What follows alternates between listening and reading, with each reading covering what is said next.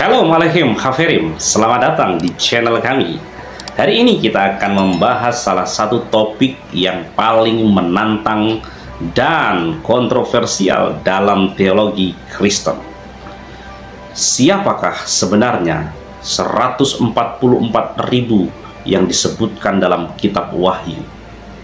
Angka ini telah memicu diskusi yang mendalam dan beragam interpretasi di kalangan para teolog, mulai dari pandangan yang melihat mereka sebagai kelompok orang terpilih secara literal hingga interpretasi yang lebih simbolik. Apa sebenarnya makna di balik angka ini dan mengapa begitu banyak perdebatan muncul seputar siapa mereka?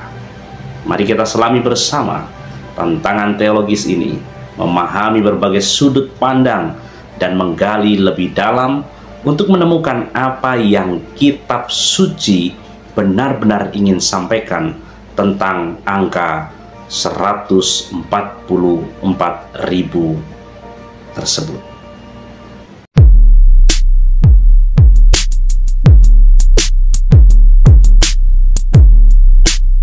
Untuk mengenal, memahami ini kita harus kembali di dalam pola akar Ibrani yang benar. Ya, karena di dalam akar pola Ibrani yang benar, maka kita akan mendapatkan kekayaan yang luar biasa. Di luar akar pola Ibrani yang benar, miskin adanya. Ya, baik, kita akan masuk mengenai pembahasan kita, yaitu di dalam 144.000. Ya, nah, bagian pertama kita sudah selesaikan minggu yang lalu. Jadi saudara yang belum mengikutinya, silahkan untuk membuka materai yang ke-6 mengenai murka Elohim minggu yang lalu, ya. Dan pembahasan kita terus akan berjalan dan integrated satu sama lain. Saudara jangan pernah lupa, integrated. Pengajaran di dalam Dafar Elohim ini luar biasa, saling melengkapi satu sama lain, ya, dan tidak bertentangan satu sama lain, integrated. Nah, sekarang hari ini kita membahas bagian yang kedua, yaitu 144.000 suku Yisrael, ya, yang ada di dalam Wahyu 7, Wahyu pasal yang ke-7 ayat 1 sampai yang ke-8. Bagian yang ketiga yaitu mengenai orang-orang goyim yang mati di tangan 666 yang terdapat di dalam Wahyu 7 ayat 9 sampai 17, itu telah kita bahas. Jadi saya setelah ini tidak akan masuk kembali ke Wahyu 7 ayat 9 sampai 17, ya, karena telah saya bahas, telah kita bahas, telah kita lihat kebenarannya di dalam materai yang kelima. Jadi siapa yang belum melihat, mempelajari pengajaran ini, silahkan ke channel ini untuk melihat materai yang kelima, ya. Nah, baik, kita hari ini kita akan fokus di 144.000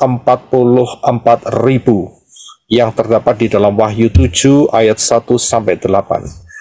Banyak kebingungan mengenai pemahaman yang satu ini. Ada banyak pengajaran dengan sudut pandang yang berbeda-beda, ya. Dan mereka mencoba mengatakan bahwa pandangan mereka adalah benar adanya. Akan tetapi semua pola di luar pola Ibrani itu miskin, termasuk sudut pandang daripada pengajar-pengajar yang mengajar mengenai 144.000 ini berdasarkan pola Yunani, ya. Sudut pandang mereka biasanya selalu mereka katakan bahwa, ya, gereja itu adalah pengganti daripada Israel. Pengajaran ini disebut sebagai replacement theology. Jadi Israel telah ditolak dan kemudian digantikan oleh gereja. Ya, inilah yang ada banyak marak sekali di luar sana. Ya, dan mereka pegang teguh sampai hari ini. Dan mereka katakan bahwa gereja adalah Israel rohani.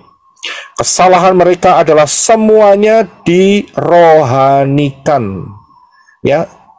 Tetapi sebetulnya tidak semua bisa lihat daripada sudut pandang yang sama, sehingga maka terciptalah yang namanya replacement theology.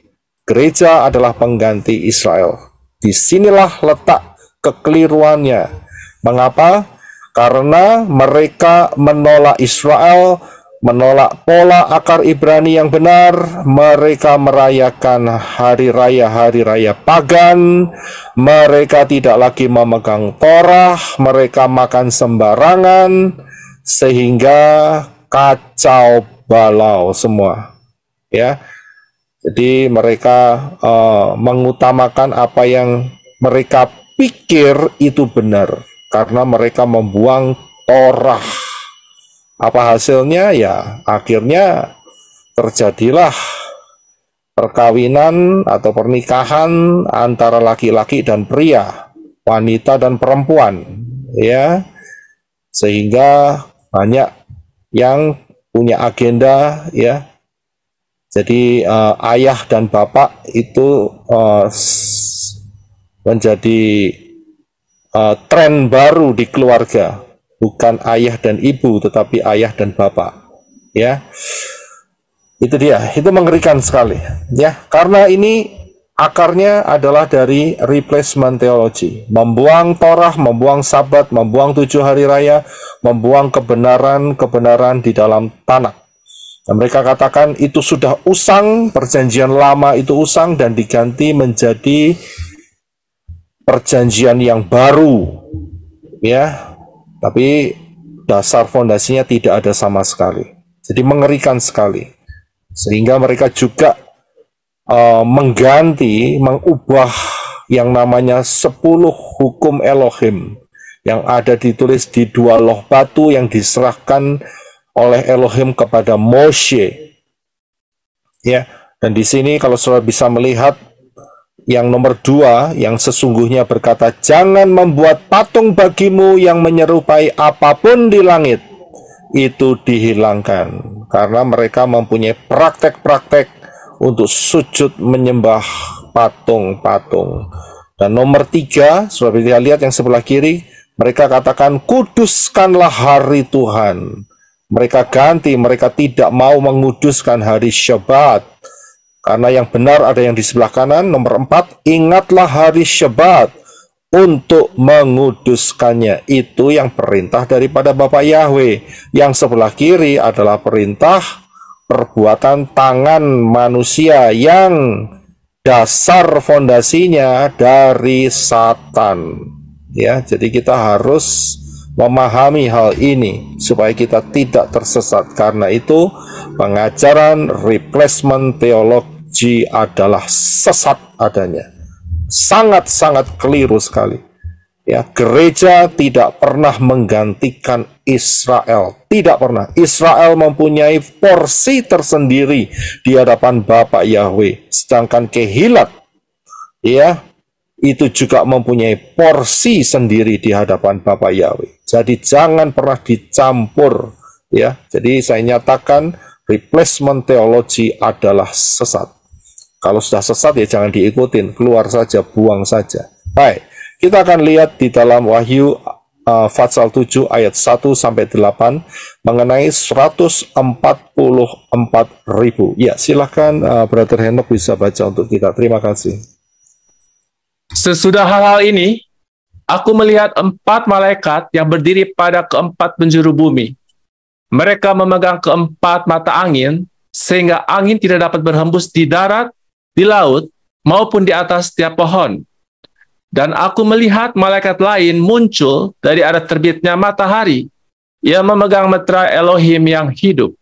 Kemudian ia berteriak dengan suara nyaring kepada keempat malaikat yang telah diberi kuasa untuk merusak darat dan laut. Ia mengatakan, jangan kamu merusak darat, laut, maupun pepohonan, sampai kami dapat memeteraikan hamba-hamba Elohim kami pada dahi mereka.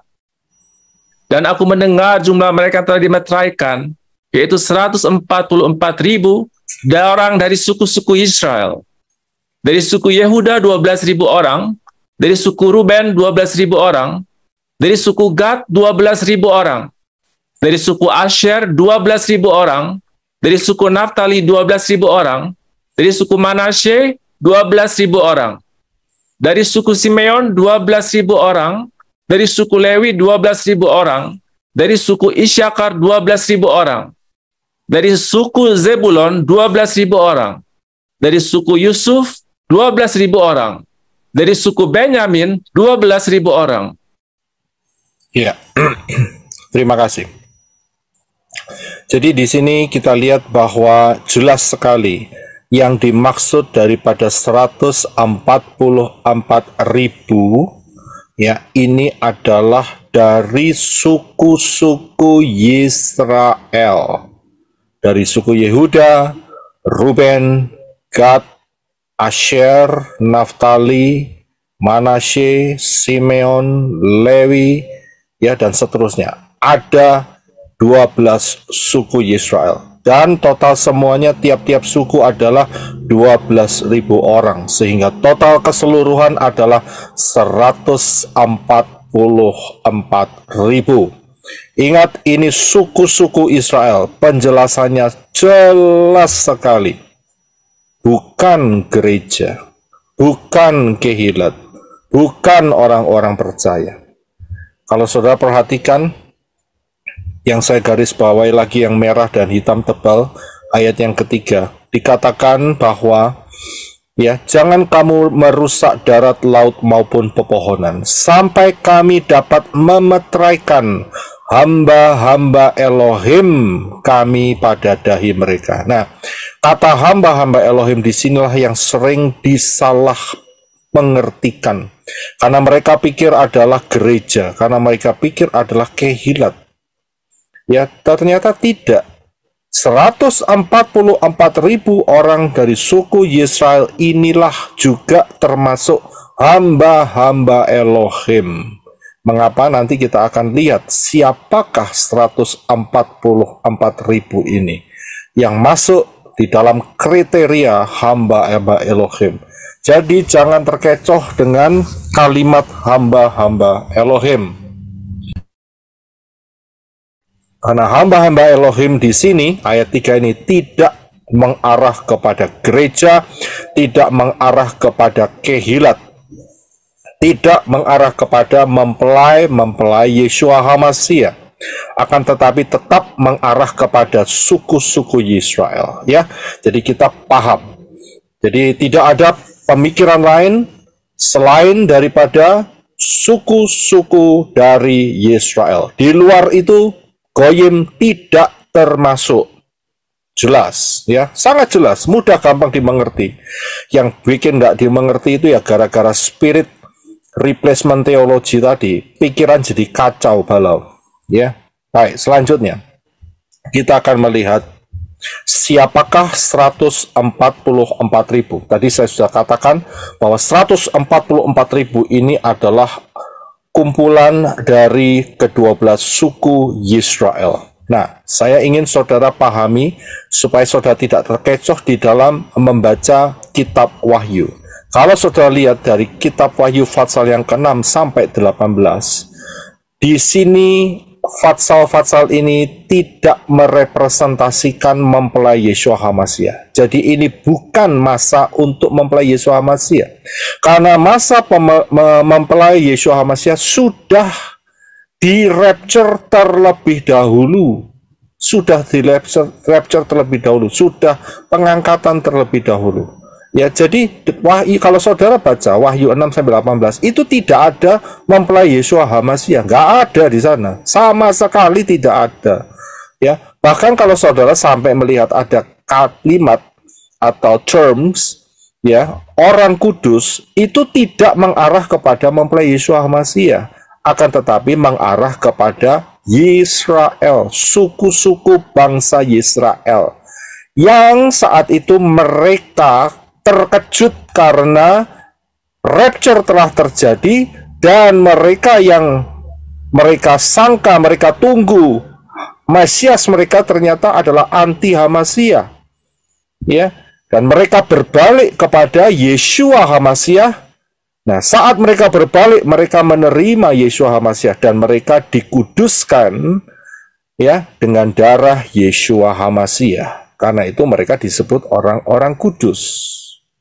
Ya, jadi saudara bisa paham di sini. Jadi orang-orang kudus, kalau saudara sampai ketemu di dalam Wahyu 6 sampai 18, saya ulangi lagi, itu merupakan suku-suku Yisrael. Ya, jadi sangat-sangat jelas di sini. Baik, kita akan teruskan. Saudara bisa melihat pengajaran ini sebetulnya sudah saya bawa di dalam kitab Wahyu Fatsal yang ke-12. Coba saudara kembali ulangi pengajaran di kitab Wahyu Fatsal yang ke-12 ini. Ya, siapakah 144.000 itu? Ya, jadi ada hubungannya dengan kitab Wahyu 12 ini. Saudara harus lihat, harus pelajari kembali. Nah, tapi saya hanya fokus hari ini kepada 144.000. Saya akan bacakan ayatnya. Coba Henok bisa baca di dalam Yesaya yang di atas. Di situ dikatakan bahwa hanya sisanya yang sedikit saja untuk Israel yang kembali. Ya, coba brother Henok bisa baca di Yesaya yang paling atas sendiri. Yesaya terlebih dulu, brother Henok. Ya, silakan. Terima kasih. Sebab sekalipun bangsamu, hai Israel, seperti pasir di laut banyaknya, namun hanya sisanya akan kembali. Yahweh telah memastikan datangnya kebinasaan, dan dari situ timbul keadilan yang meluap-luap.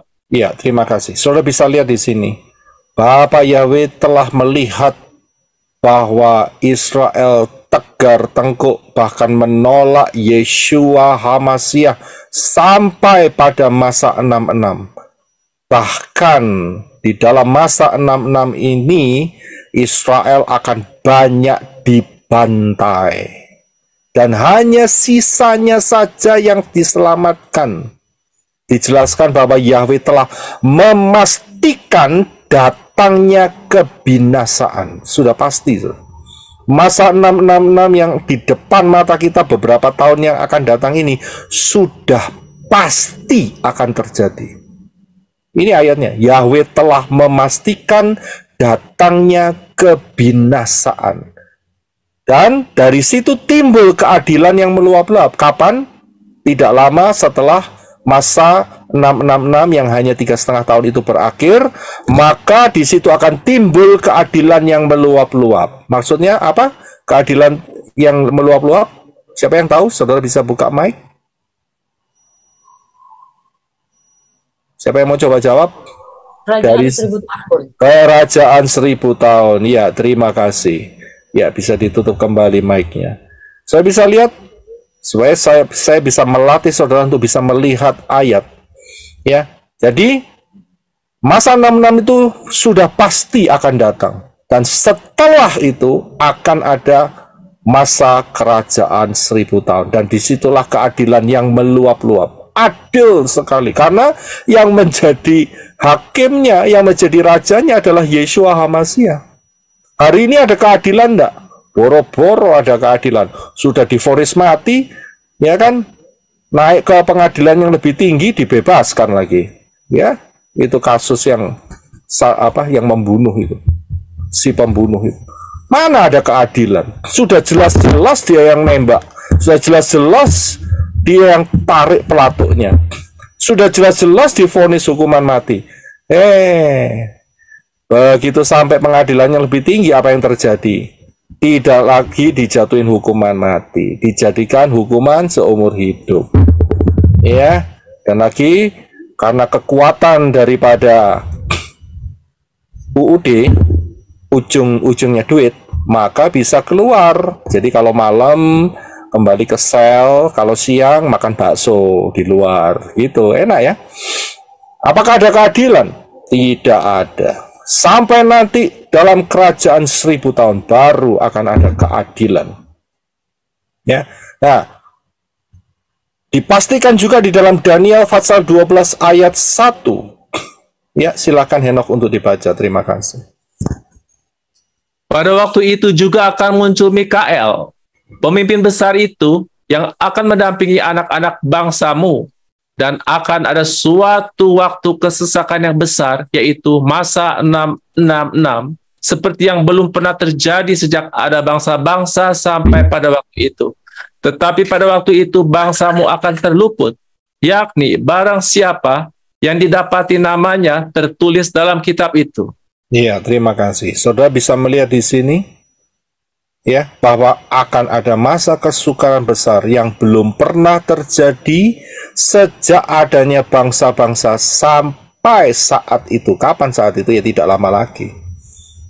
Ya, ini benar-benar terjadi loh masa 66. Ini tidak main-main loh, saudara. Ini benar nih. Ya. Dan yang diselamatkan hanya sedikit. Ya, untuk Israel ya. Ini saya nggak bicara soal rapture ya. Ingat, saya bicara soal Israel. Saya bicara soal 144.000 yang dimeteraikan kepalanya, dahinya. Ya. Yang selanjutnya. Di manakah sisa Israel yang akan ketinggalan rapture ini akan diselamatkan? Ya. Kita lihat di dalam Wahyu 12 ayat 6, silakan Henok. Dan wanita itu melarikan diri ke padang gurun, di mana dia mempunyai suatu tempat yang telah disiapkan oleh Elohim, agar di sana mereka dapat memberi makan wanita itu selama 1.260 hari. Ya, terima kasih. Sudah bisa lihat, wanita itu adalah lambang gambaran daripada Israel. Jelas sekali. Saya sudah jelaskan ini di dalam Wahyu pelajaran Wahyu 12 ya, Wahyu 12. Saudara lihat kembali di sana. Saya bilang jangan ikutin pengajaran yang lain ya, karena kacau ya. Mereka mengatakan ini pengangkatan, ini itu. Ya kacau sekali. Saya sudah buktikan melalui ayat-ayat yang ada di dalam Wahyu 12, dan inilah Israel. Ya, inilah Israel. Yang 144.000 itu yang akan dilarikan di padang gurun selama 1.260 hari, yaitu 42 bulan, yaitu sama dengan 3,5 tahun. Ya. Kemudian juga di dalam Wahyu 12 ayat 14, silakan Henok. Dan kepada wanita itu telah diberikan 2 sayap Raja Wali besar, supaya dia dapat terbang menuju padang gurun ke tempatnya, di mana di sana dia diberi makan selama 1 masa dan 2 masa dan setengah masa, jauh dari hadapan ular itu. Ya, terima kasih. Jangan pernah terkecoh dengan sebuah kata, yaitu 2 sayap Raja Wali besar. Ini tidak merepresentasikan rapture. Karena apa? Terbangnya menuju padang gurun. Rapture itu masuk ke paradise, Gan Eden, ya, Firdaus, bukan padang gurun. Ya, jadi jangan ikutin pengajaran-pengajaran yang mengacau. Polanya nggak tepat sama sekali, kacau balau. Jangan diikutin. Ya, ini memperkaya hidup kita karena kita kembali di dalam akar pola Ibrani yang benar. Ya, ikuti yang asli, jangan yang palsu. Jangan mau yang aspal, asli tapi palsu. Ya, rugi besar. Dan kemudian dikatakan diberi makan 1 masa, 2 masa, dan setengah masa. Berarti masih butuh makanan secara jasmani. Yang rapture pakai tubuh kemuliaan. Nggak perlu lagi ada masalah makanan. Mau makan, nggak makan ya sama saja. Tetap sudah dalam tubuh kemuliaan. Ya, memang yang rapture nantinya akan ada perjamuan kawin anak domba. Tapi ingat, apa yang di dalam gambaran Wahyu 12 ayat 14 ini bukan rapture, tetapi sisa Israel yang diselamatkan, dan jumlahnya adalah 144.000. Kemana mereka akan diselamatkan? Tempatnya jelas, yaitu di dalam Yesaya 16 ayat 1-4 dan juga Daniel 11 ayat 41. Silakan Henok dibaca 2 kitab ini, Yesaya dan Daniel. Terima kasih. Mereka mengirim anak domba kepada pemerintah negeri dari Sela atau batu karang, yaitu Petra, melalui padang gurun ke Gunung Putri Sion. Seperti burung yang lari terbang dan isi sarang yang diusir, demikianlah anak-anak perempuan Moab di tempat-tempat penyeberangan sungai Arnon. Berilah nasihat, pertahankanlah hak, jadilah naungan yang teduh di waktu rembang tengah hari. Sembunyikanlah orang-orang yang terbuang, Janganlah hianati orang-orang pelarian. Biarkanlah orang-orang yang terbuang dari Moab menumpang padamu. Jadilah tempat persembunyian baginya terhadap si pembinasa atau 666. Juga tanah permai akan dimasukinya, dan banyak orang akan jatuh. Tetapi dari tangannya akan terluput tanah Edom, tanah Moab, dan bagian yang penting dari Bani Amon. Iya, terima kasih. Saudara bisa lihat ayatnya jelas, saudara. Di Petra, daerah Yordan, tanah Moab. Ya, inilah akan menjadi tempat perlindungan secara khusus, dan tempat ini akan dijaga oleh satu malaikat besar, yaitu Mikael, yang akan menuntun, menjaga, memberi makan, melindungi, ya, 144.000, sehingga dikatakan ayat sebelumnya di dalam Wahyu, tempat ini jauh dari ular. Jauh di sini itu berarti bukan maknanya itu jauh sekali, tidak. Akan tetapi ular tidak bisa masuk daerah ini karena daerah ini dijaga oleh Mikael. Itu alasannya. Ya, paham ya? Nggak susah, saudara. Ya, nggak susah untuk memahami. Saudara harus punya konsep pemikiran. Memahami daftar Elohim, saya sanggup melakukan karena ruah Yahweh Elohim memampukan. Tidak ada yang sulit, dan saudara akan dapat pengertian itu. Ya, jangan diblok pikiran saudara dengan perkataan saudara sendiri. Wah, sulit, nggak bisa dimengerti, ya akhirnya terblok sendiri, rugi sendiri. Jadi bisa dipahami dengan jelas sekali. Petra adalah tempat perlindungan daripada 144.000 ini. Lihat di dalam Daniel 12 ayat 1 yang telah kita baca tadi, ya, bahwa pada waktu itu akan muncul Mikael, pemimpin besar yang akan mendampingi anak-anak bangsamu di mana? Di Petra. Karena apa? Karena akan ada suatu kesusahan, masa kesusahan besar, yaitu 666, yang lamanya hanya 3,5 tahun, yang belum pernah terjadi sejak bangsa-bangsa ada sampai pada waktu itu. Dan pada waktu itu bangsamu yang akan dibebaskan, tetapi jumlahnya sedikit. Hanya sisa-sisa Israel saja yang diselamatkan, dan jumlahnya adalah 144.000 saja.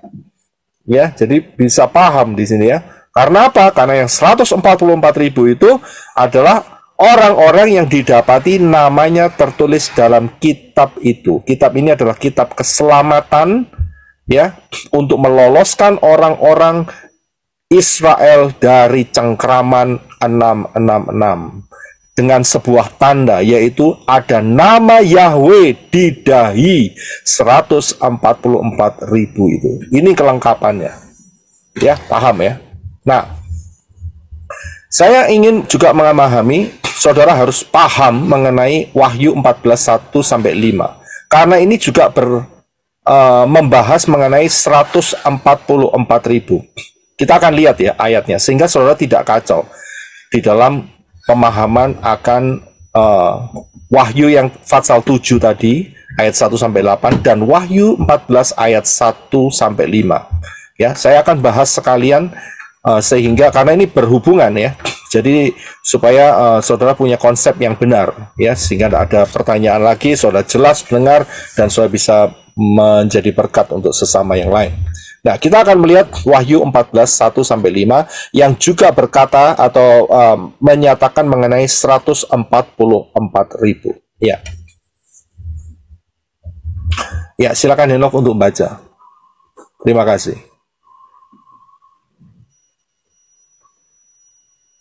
Aku melihat anak domba yang berdiri di atas gunung Sion, dan bersama dia ada 144.000 orang yang mempunyai nama Bapanya yang tertulis pada dahi mereka.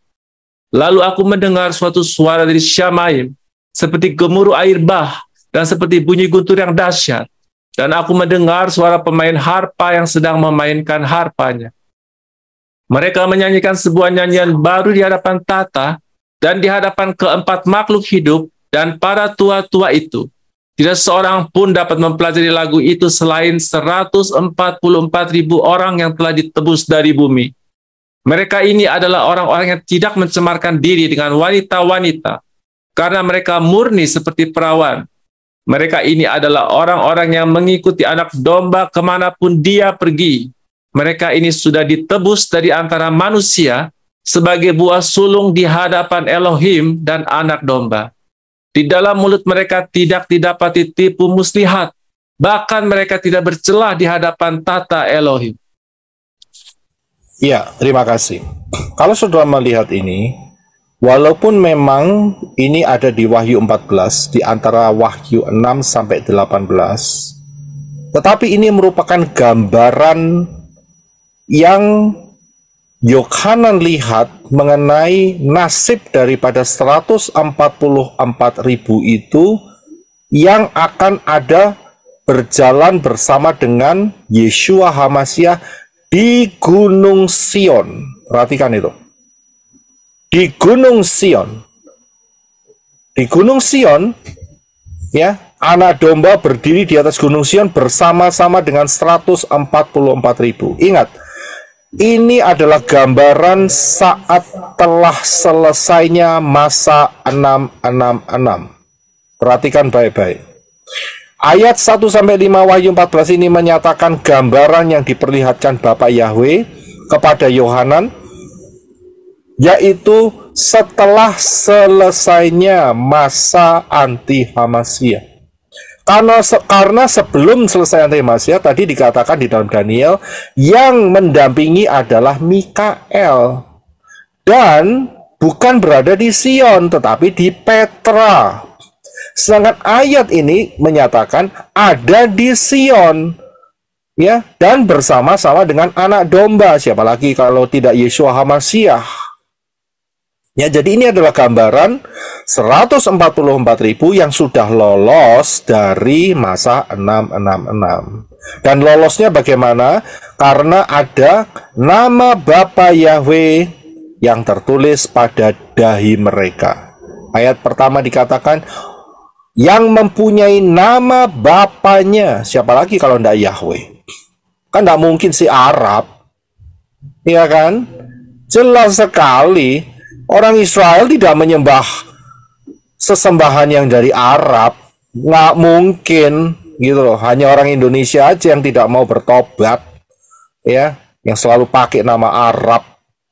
Kenapa gitu loh, ya? Kembalilah ke akar pola Ibrani yang benar. Ingat di sini orang Israel menyembah Yahweh, bukan menyembah Arab, ya. Ya, jadi jelas sekali ya. Dan kemudian saudara jangan bingung juga kalau ayat yang kedua dikatakan mendengar suara dari Syamayim, dan kemudian ayat 3 dikatakan mereka menyanyikan nyanyian baru di hadapan tahta dan di hadapan keempat makhluk hidup. Ingat, ini masa kerajaan 1000 tahun. Jadi tahta Elohim itu turun ke bumi. Ya, turun ke bumi, bukan berarti mereka ini yang 144.000 ini ada di Syamayim, tidak. Ya, 144.000 ini adalah manusia jasmani seperti fisik jasmani seperti saudara dan saya sekarang. Ya, dan dia ada di dalam kerajaan 1000 tahun dalam tubuh fisik.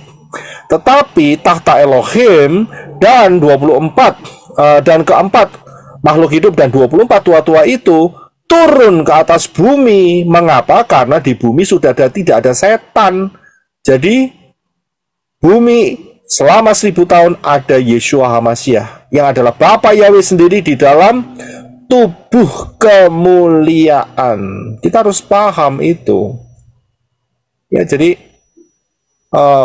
nanti dalam kerajaan 1000 tahun maka tahta Elohim, ya, serafim tua-tua itu kelihatan, saudara. Ya, ada di bumi. Ya, ingat, karena di bumi tidak ada setan lagi. Setan dibelenggu di lubang tanpa alas selama 1000 tahun. Ya, jadi jelas di dalam hal ini. Ya, tidak sulit untuk dipahami. Jadi jelas kalau sampai saudara pembacaan kitab suci saudara sampai di Fatsal ini, 14 ayat 1 sampai 5, saudara jangan bingung ya. Ikutin pengajaran hari ini, saudara akan jelas sekali ya apa yang menjadi makna daripada ayat 1 sampai 5. Haleluya. Baik. Jadi saya jelaskan lagi, Wahyu 14 ayat 1 sampai 5 adalah menjelaskan posisi 144.000 bangsa Israel yang ada di dalam masa kerajaan damai 1000 tahun. Jelas ya, sangat-sangat jelas. Ya, ini buktinya.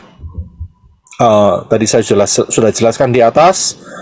Buktinya adalah mereka berdiri bersama-sama dengan Yeshua HaMashiach di atas Gunung Sion. Ya, oke.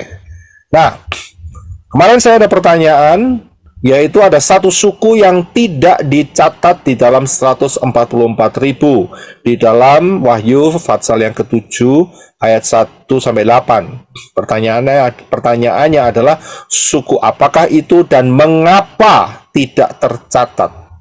Suku apakah itu dan mengapa suku itu tidak tercatat? Silakan saudara open mic, open cam untuk menjawab hal ini. Saya akan stop share dulu. Silakan. Shalom Pak, suku Dan Pak.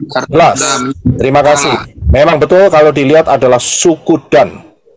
Pertanyaannya adalah mengapa? Karena sudah menyembah berhala Pak. Dari mana dasar fondasinya? Dari firman yang kita sudah pahami juga Pak ya. Karena dia udah lari dari Tuhan, tidak menyembah Bapak Yahweh lagi gitu Pak. Ayat tertulisnya? Di kitab Raja-Raja ya. Satu Raja-Raja kalau nggak salah. Satu Raja-Raja 12. Satu Raja-Raja 12? Ayat yang Raja Yerobian membuat dua patung di Betel dan di Sekuda. Itu yang menyebabkan dia menyembah berhala sehingga Bapak Yahweh mengutuknya untuk tercoret namanya. Kira-kira saya tampung dulu jawabannya. Ada lagi yang mau bisa menjawab lebih spesifik? Dan memang betul suku Dan, Pak Nathanael. Mengapa? Penuh dengan berhala-berhala mereka di dalam Yesaya 2 ayat 8. Yesaya 2 ayat 8, silakan dibaca. Dan negerinya penuh dengan berhala-berhala, mereka telah menyembah pekerjaan tangan mereka sendiri, yang jari-jari mereka sendiri yang membuatnya. Ya, saya tampung dulu. Ada lagi? Yesaya itu zamannya lebih dulu yang raja-raja. Ya, jadi Yerobeam dulu, kemudian baru Yesaya. Ya, itu selang ratusan tahun. Jadi setelah Yerobeam ke Yesaya. Ada lagi yang mau mencoba untuk menjawab? Ya, baik. Saya akan berikan apa yang menjadi fondasinya. Kita lihat kembali di layar screen. Saudara bisa tutup mic saudara dan webcam saudara. Ya, baik. Betul, suku Dan adalah suku yang tidak tercatat. Di dalam 144.000 suku-suku Israel di dalam Wahyu Fatsal 7 ayat 1 sampai 8. Pertanyaannya adalah mengapa? Alasannya adalah ini, saudara. Memang saudara sudah memberikan mengenai suku Dan ini jatuh di dalam penyembahan berhala. Ya, memang betul. Tetapi saya mau melihatkan kepada saudara akarnya ada di mana. Akarnya ada di sini.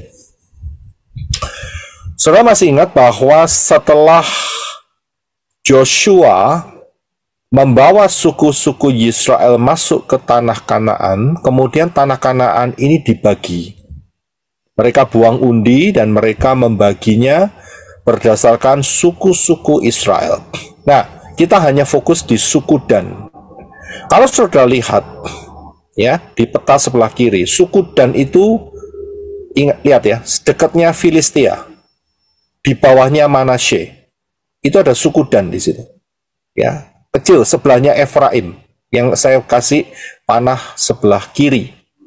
Ya, ada kotanya Java Gibeton, Ekron, dan sebagainya. Nah, coba kita akan baca terlebih dahulu di dalam Yosua 19 ayat 40 sampai 48. Silakan Henok, terima kasih. Undian ke-7 keluar untuk suku Dan.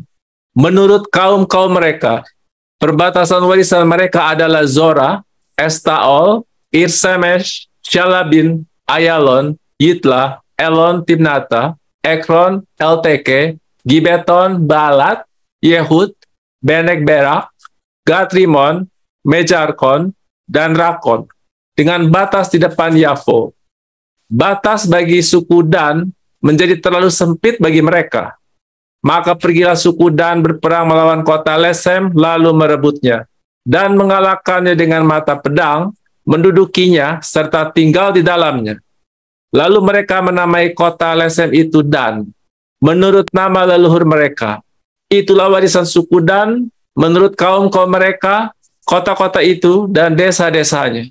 Ya, terima kasih. Jadi saudara bisa melihat, bagian dari suku Dan itu jatuh diundikan di sebelah daripada suku Efraim, dekatnya suku Yehuda bagian selatan, dan di atas Filistia. Saudara bisa lihat kota-kotanya, ya, yang saudara bisa lihat di tanah sebelah kiri ya, di peta ya, itu adalah daerah undian suku Dan. Akan tetapi suku Dan ini dia tidak mampu mengalahkan orang-orang Filistia, orang-orang Filistin, ya, sehingga jumlah suku Dan ini cukup banyak, tapi mereka nggak mampu, ya, mereka nggak mungkin mencaplok daerahnya Manasye, daerahnya saudaranya sendiri kan nggak mungkin, nggak boleh. Juga tidak mungkin mencaplok daerahnya Benyamin atau Efraim yang bersebelahan, atau Yehuda. Nggak bisa, nggak boleh. Itu sudah dibagi di hadapan Bapak Yahweh. Nggak boleh mencaplok dari suku yang lain. Satu daerah yang dia harus perangi, yaitu daerah Filistin.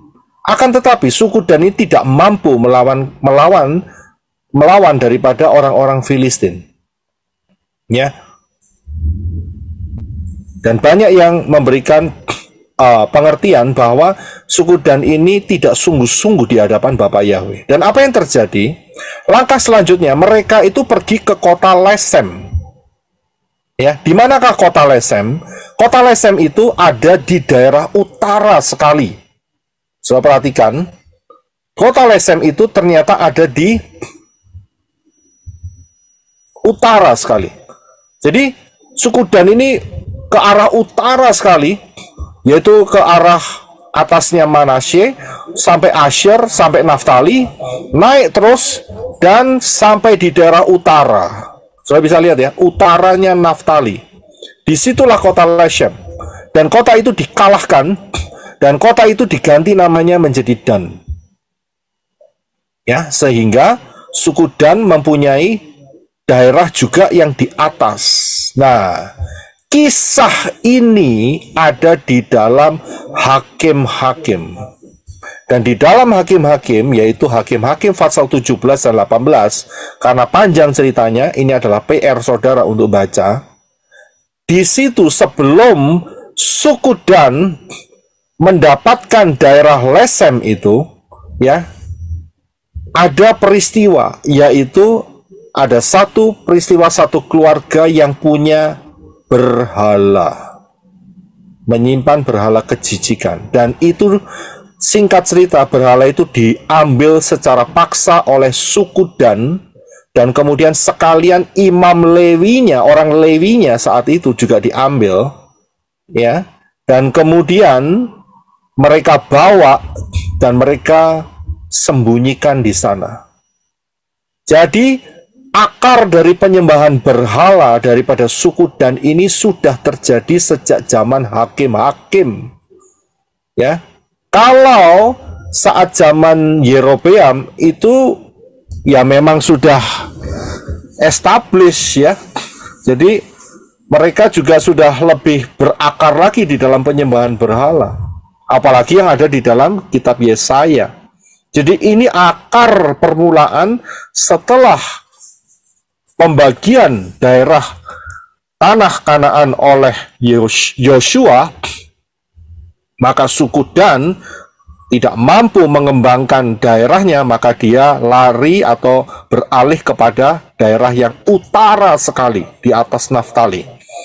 Tetapi ada satu peristiwa, dia mengambil dewa kejijikan, walaupun yang bikin orang Israel sendiri. Inilah yang menyebabkan sejarah panjang di mana suku Dan pada akhirnya didiskualifikasi oleh Bapak Yahweh, tidak termasuk di dalam perhitungan 144.000 suku-suku Israel yang ada di dalam kitab Wahyu untuk zaman akhir ini. Ya, jadi inilah yang menjadi penyebab utama. Karena itu, siapa yang sampai hari ini sudah mengerti akan kebenaran Dafar Elohim yang benar, tetapi tetap mempraktekkan Natal 25 Desember, ya, merayakan telur Paskah, jidatnya dikasih abu pada hari Rabu, hari Kamis jadi hari Kamis putih, kemudian Jumatnya dibuat agung, Jumat Agung, merayakan Imlek dan perayaan leluhur.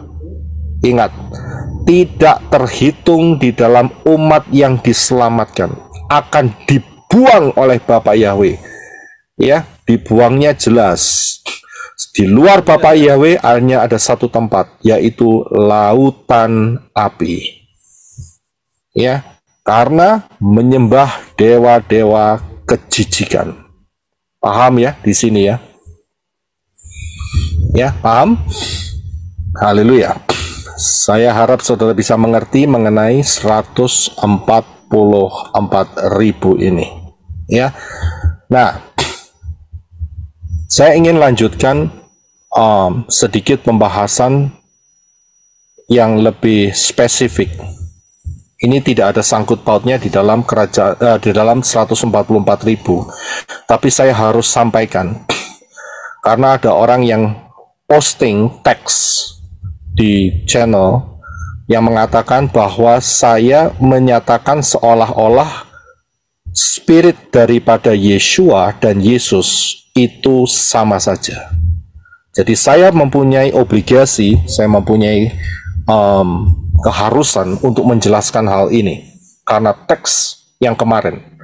Ya, saya harap orang yang teks bisa melihat apa yang saya paparkan hari ini.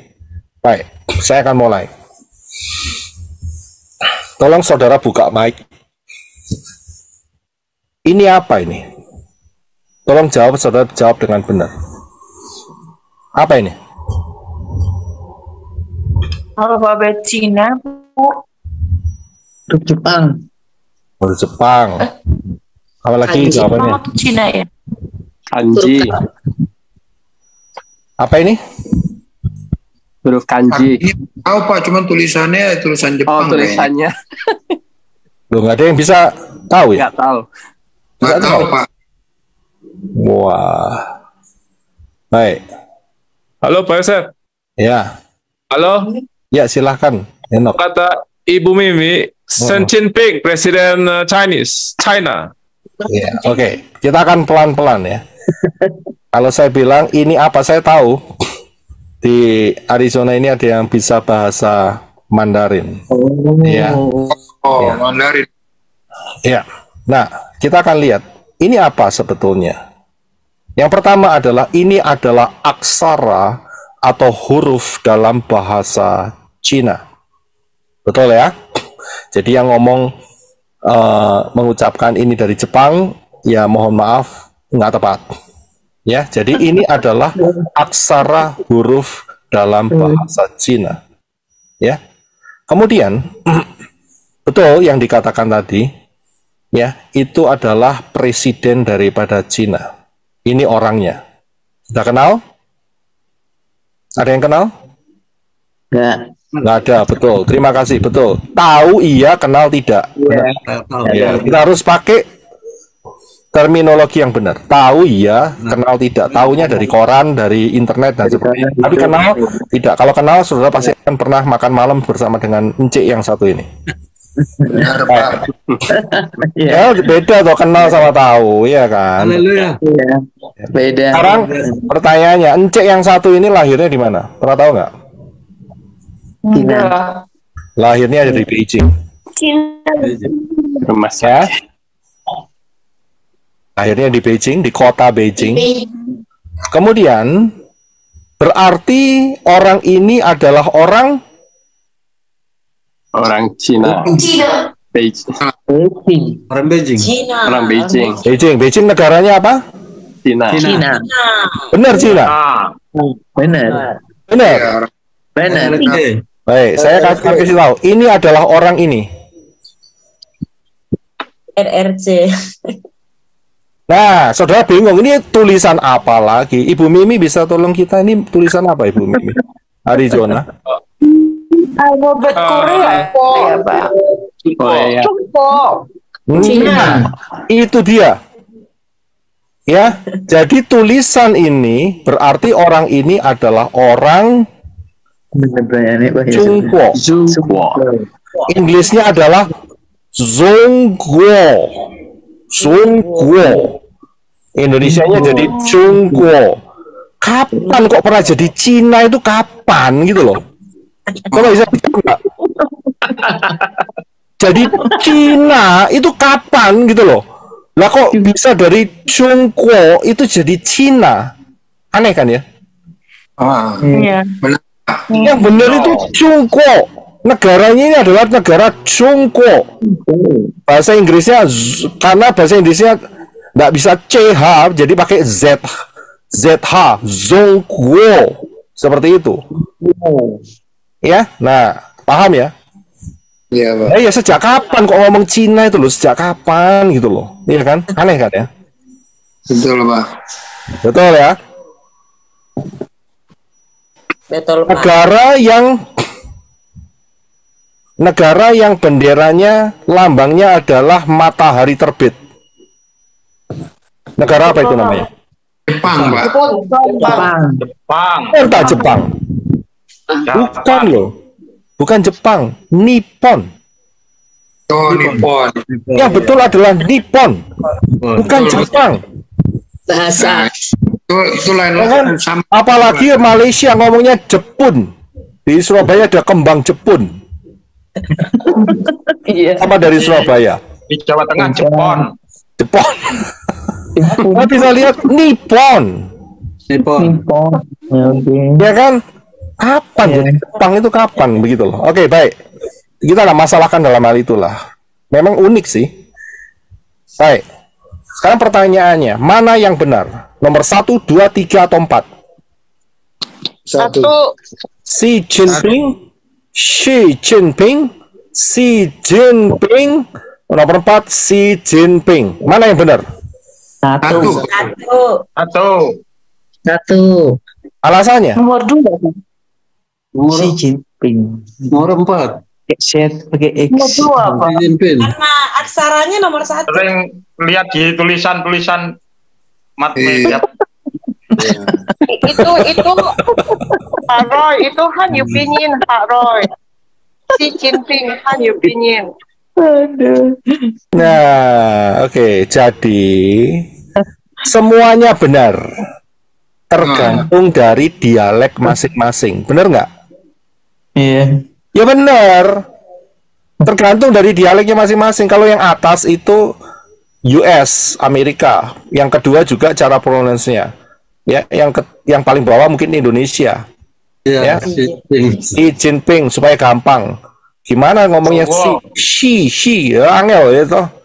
Nah, permasalahannya itu bukan mana yang benar, bukan.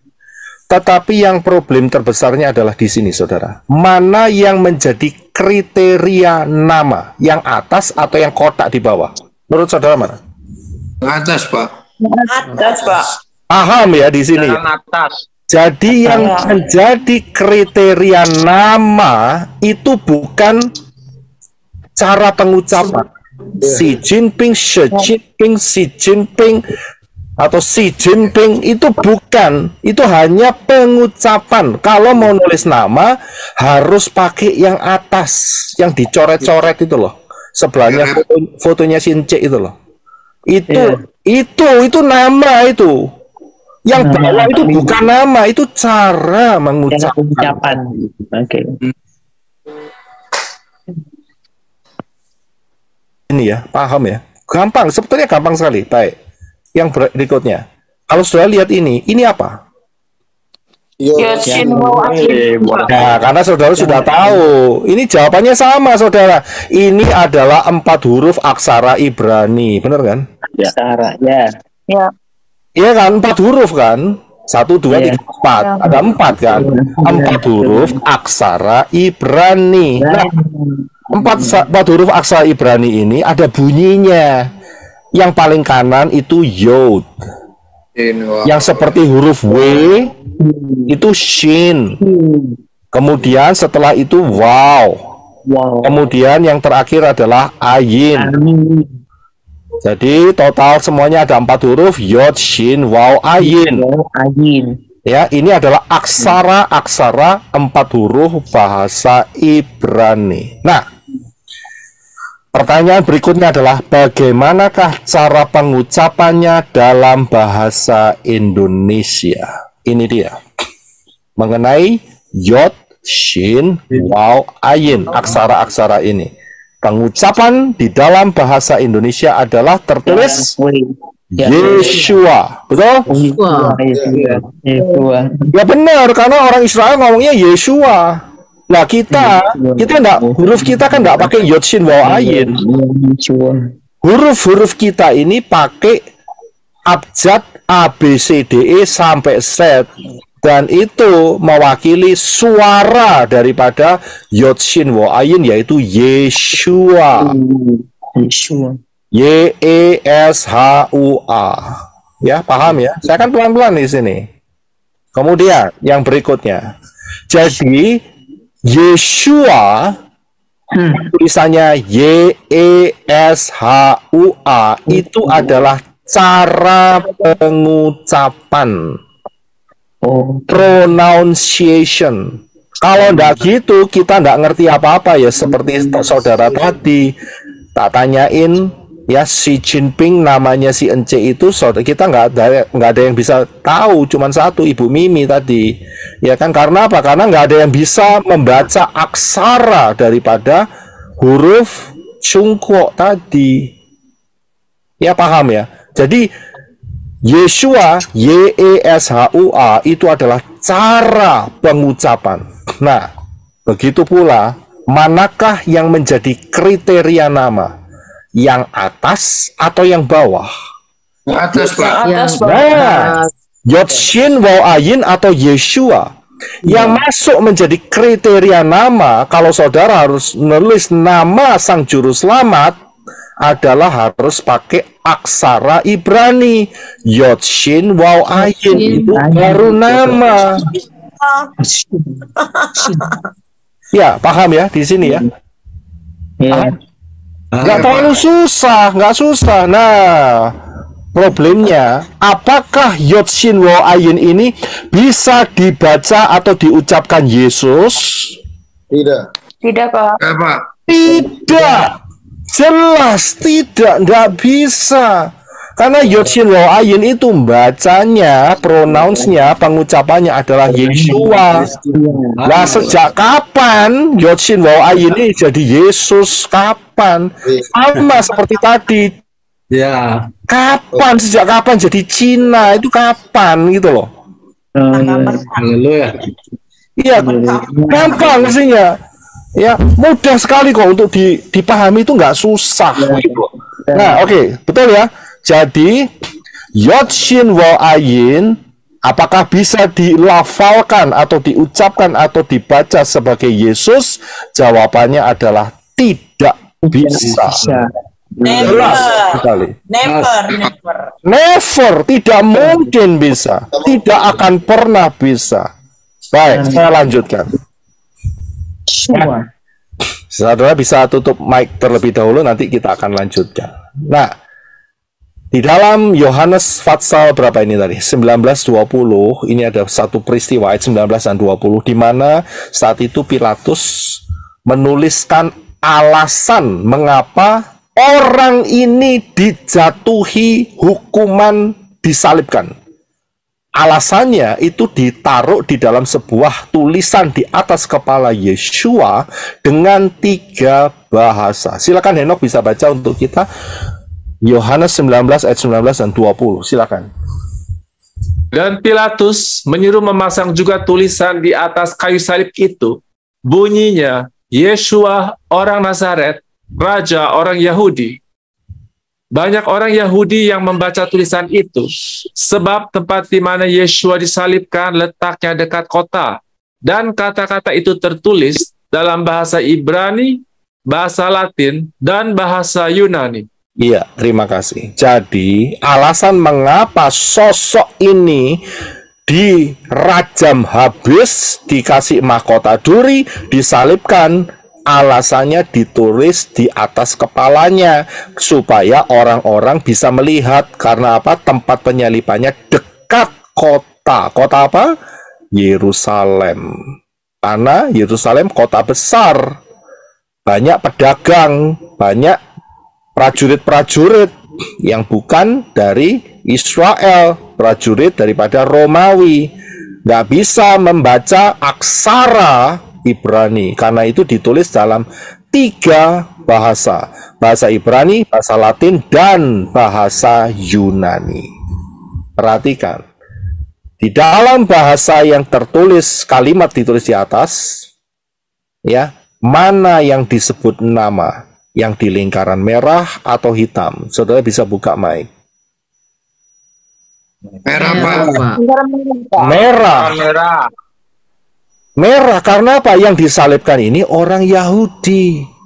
Amen. Ya, jadi namanya nama Yahudi. Yod, Shin, Waw, Ayin. Haleluya. Bukan Yesus. Bukan Yesus. Jadi yang nama adalah yang merah. Yod, Shin, Waw, Ayin. Nah, sedangkan Yesus, Nazarus, Rex, dan seterusnya, itu bukan nama Yesus itu. Lah, kalau bukan nama itu apa? Ya kan, pertanyaan kan begitu. Kalau bukan nama itu apa? Yesus adalah pengucapan. Tadi kan kita sudah belajar pengucapan di atas. Karena apa? Di dalam alfabet Greka, Yunani, itu tidak ada huruf-huruf yang mewakili Yod, Shin, Waw, Ayin. Karena itu diambil yang paling singkat, Yes. Dan dikasih us. Karena apa? Karena orang yang dihormati. Kenapa dikasih us kalau ini disalib? Aneh kan? Kok ada orang yang dihormati disalib? Karena saat ketemu dengan Pilatus, Pilatus berkata, aku tidak mendapati kesalahan apapun di orang ini. Dan Pilatus mengatakan, dia tahu bahwa orang ini, yaitu Yeshua, diserahkan karena kedengkian para imam. Di hadapan Pilatus, sosok Yeshua ini adalah orang benar, karena dia tidak menemui kesalahan. Karena itulah maka dikasih gelar us, orang yang dihormati. Kalau penjahat mah nggak perlu dikasih us. Saudara bisa lihat di sini. Inilah alasannya mengapa Pilatus tulis Yesus. Ya, karena dia tidak mendapati kesalahan daripada Yeshua.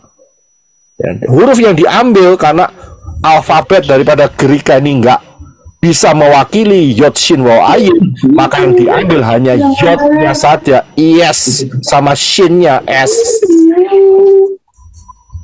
Ya, saudara bisa paham di sini.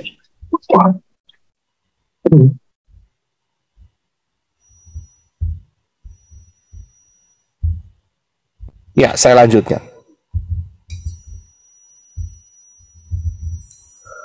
Pengajaran ini sebenarnya saya sudah berikan di dalam satu pengajaran yang namanya dosa sempurna. Coba saudara kembali ke sana. Saya sudah berikan lengkap sekali dengan detail. Ya, jelas sekali. Coba saudara kembali, saudara pelajari. Nah, kita akan lanjutkan. Karena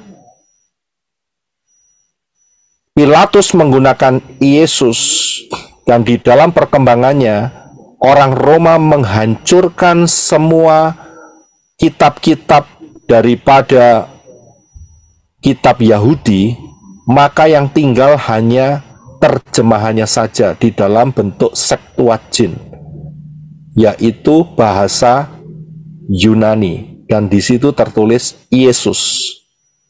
Tetapi ingat, di dalam sejarah Konstantin mengawinkan antara Septuagint dengan paganisme, dengan Helenisme, dengan dewa-dewa Yunani, sehingga diambil keputusan dan ditetapkan sebagai agama negara adalah sesembahan yang bernama Yesus. Lahirnya 25 Desember, matinya Jumat Agung, bangkitnya Paskah hari Minggu.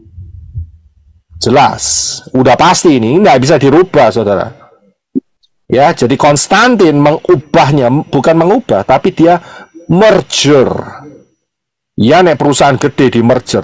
Nah, ini agama di merger, kepercayaan ini di merger sama dia. Seenaknya sendiri. Merger untuk kepentingan politiknya dia. Ya, tolong mic-nya dimatiin terlebih dahulu ya. Ya, terima kasih. Ya, saudara paham dalam hal ini. Jadi Konstantinlah yang mengawinkan antara Septuagint yang di dalamnya ada Yesus dikawinkan dengan tradisi-tradisi berhala-berhala kuno. Ya, karena itu terciptalah Yesus. Yesus jadi Jesus, masuk Indonesia jadi Yesus. Paham ya? Nah, perhatikan satu statement ini. Ada yang mengatakan Sang Mesias adalah Yeshua, yang di Indonesia lebih dikenal dengan Yesus. Kita akan lihat statement ini. Ya, ada yang mengatakan statement ini. Sang Mesias adalah Yeshua, tetapi yang di Indonesia lebih dikenal dengan Yesus. Saya ada beberapa pertanyaan. Sosok Mesias yang di Indonesia yang bernama Yesus itu, satu, kapan kelahirannya? Kapan kelahiran Yesus yang dikenal di Indonesia? Kedua, kapan kematian Yesus yang dikenal di Indonesia? Ketiga, berapa lama Yesus yang dikenal di Indonesia di dalam kubur setelah mati di kayu salib?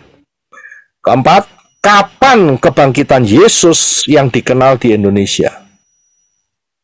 Silakan saudara buka mic. Jawab 4 pertanyaan ini.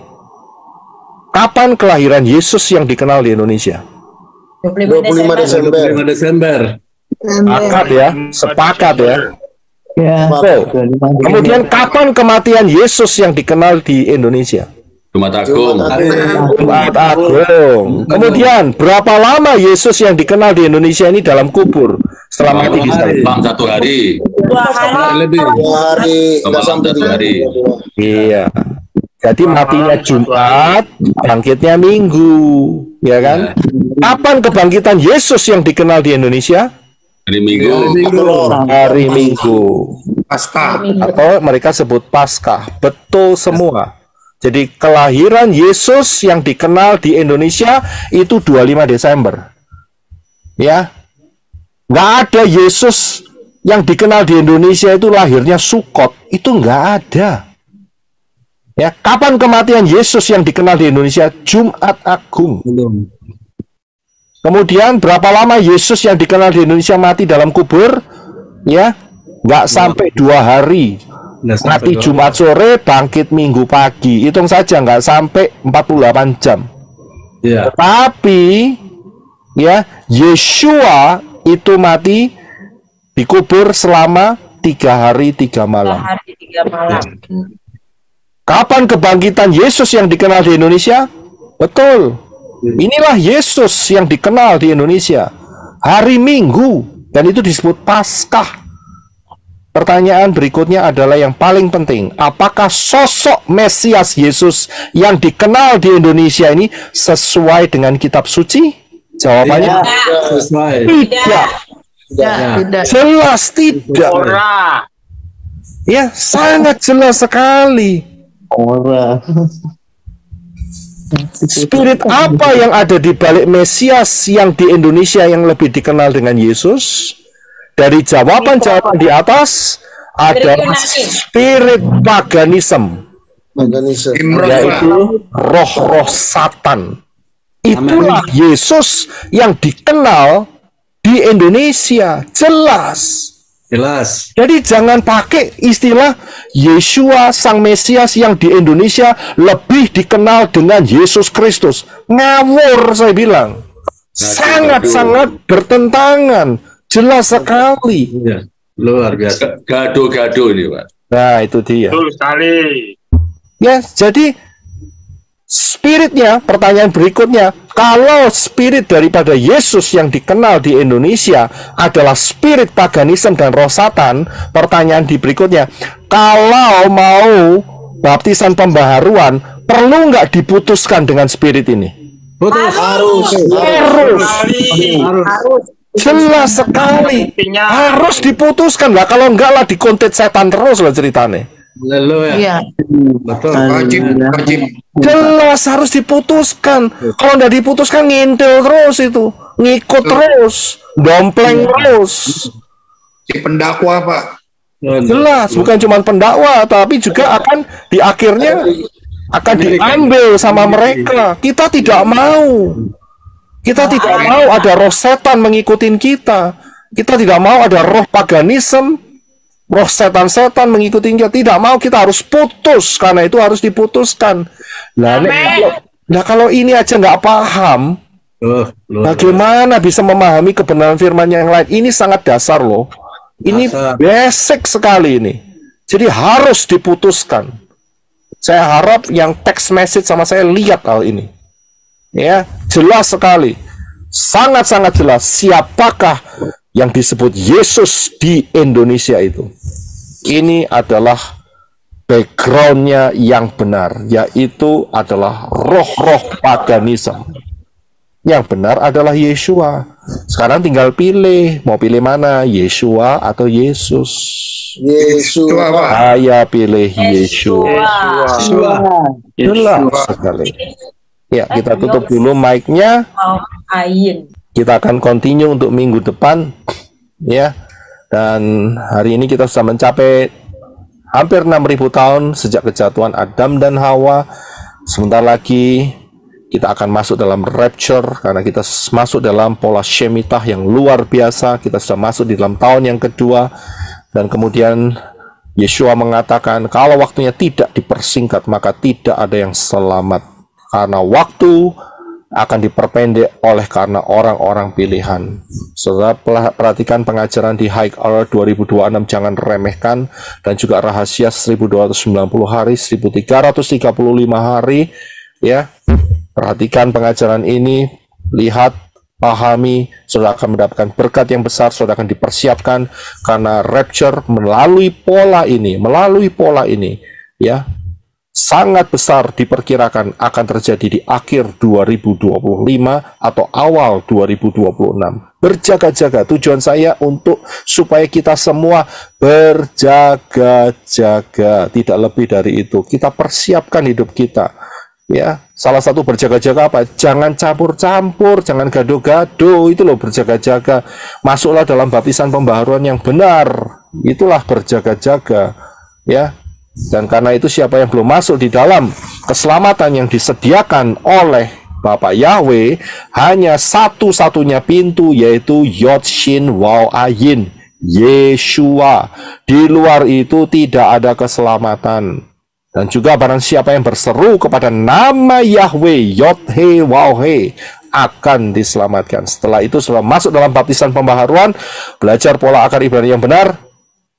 Jangan menerima tradisi-tradisi dunia yang syarat dengan roh-roh jahat. Ya, berjalan bersama dengan Ruah Yahweh Elohim dengan setia, maka rapture akan terjadi. Siapa yang membutuhkan informasi baptisan pembaharuan, saudara bisa screenshot, hubungin mempelai-mempelai Yeshua Masya yang siap membantu untuk baptisan pembaharuan. Dan jangan lupa, harus dilepaskan dari sesembahan yang bukan dari Israel. Ya, jangan lupa itu.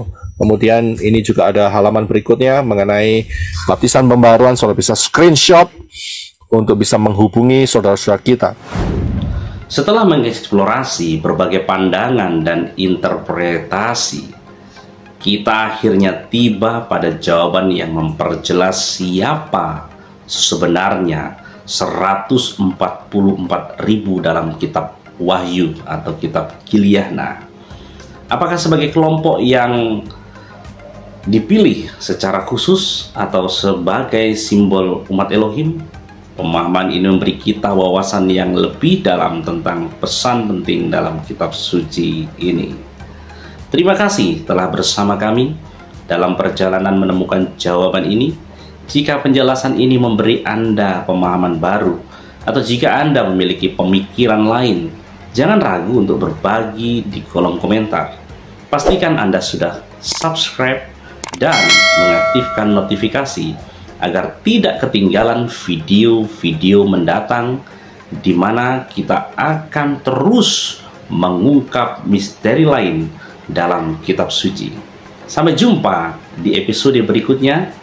Dan semoga wawasan baru ini memperkaya iman kita. Bapak Yahweh, Beshem Adonai Yeshua Mashiach, Beruah Kodes, memberkati. Shalom.